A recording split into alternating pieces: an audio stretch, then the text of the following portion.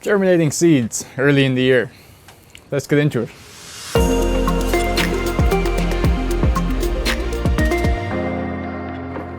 Hi folks, it's a wet and windy day here in the middle of February, and it's a good day for starting seeds here in the greenhouse. Germinating seeds early in the year can be difficult, especially with the lack of daylight hours and the cold temperatures, sometimes freezing mornings. So I'm just going to explain how I've had some success with it over the past few years, and hopefully you can take something from it. So I do almost all my sowing into two different trays. I have these ones that are left over from last year, and I don't recommend these. You get them in the garden centres and they last 1, maybe 2 years, and they're just flimsy, and the holes are small in the bottom, so it's difficult to get plugs out. They just don't last. So this year I've got these from Fruit Hill Farm, which I really recommend. They're guaranteed to last at least 7 years, I think, and I would well believe it. They're nice and sturdy. You can get your finger into the holes to push up the plants when you want to get them out. The only thing is they only come, the smallest size is 77 cells. So if you were doing smaller amounts, maybe you could cut them up. I don't think you get through them with a scissors, but maybe a hot knife, you could cut them up, cut these into 12. And if you're doing smaller amounts, that could be handy. The compost that I'm using this year is an organic seed compost, also from Fruit Hill Farm. But in previous years I've used just standard multi-purpose compost, and I've sieved out the big pieces. This has worked great. I'm just trying to use organic compost this year. I've found that the multi-purpose compost makes my hands dry. It has chemicals in it that probably aren't good for the soil, but saying that, I've had good success using it. So I'd go ahead with that. If you're on a budget, just remember to sieve out the big pieces and have a fine compost. For convenience, I always start by filling up all of my trays. When filling the seed trays, you want to make sure that you press down every cell and make sure they're all firm. Otherwise, when you go to water it, it'll end up with half full cells. So your seeds wouldn't have as much compost when they're starting out as they should have.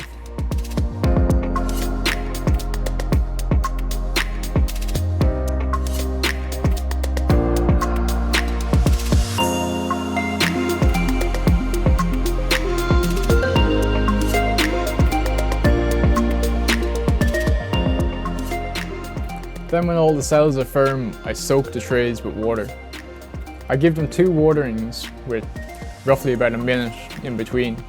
This ensures that the cells are well soaked and should hold moisture for a few days at least.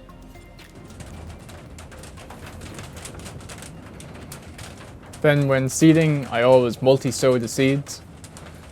This is sure to give you nearly 100% germination in all the cells.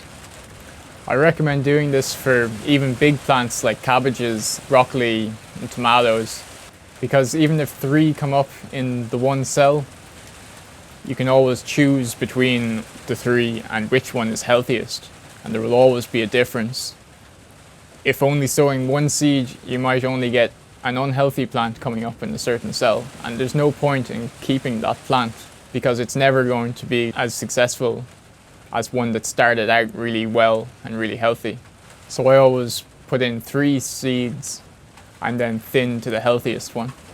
And because of this, the plants that actually go into the garden are always really healthy plants. So another thing I should mention is not to sow the seeds too deep. It's better to have them too shallow than too deep, because some seeds might not have the energy to actually push up through all that compost and will just die before they get the light to produce more energy. So then once you have your seeds sown, it's time to germinate them. I just used to leave them in the polytunnel and they would take a very long time to germinate, and most of the time not all of them would germinate. So then I discovered that most plants actually need a high amount of heat to germinate. So to get nearly 100% germination, you want to germinate your seeds between 20 and 30 degrees Celsius. So that means inside. But the good thing is you don't need to have them in a window to germinate them. They don't need light to germinate. So what I do is I leave them up on top of the cupboards where there is no light. But in the kitchen we have our oil-fired agate cooker, which keeps the kitchen roughly at about 22 degrees Celsius nearly all the time, day and night, which is perfect for germinating seeds. So if you get yourself a basic thermometer and go around the place and find where is the warmest constant heat in your house, put your seeds in there and you'll have great germination every time. Just remember to always keep the compost moist when they're germinating. If they dry out, they won't germinate. And also, once they do start to germinate, get them into the light as quickly as possible. Otherwise, they'll stay yellow and they'll just keep reaching and reaching, become really leggy. If you have a conservatory, you are sorted, or a greenhouse. Both are great options. They have tons of light and your plants will do really well at the start of the year.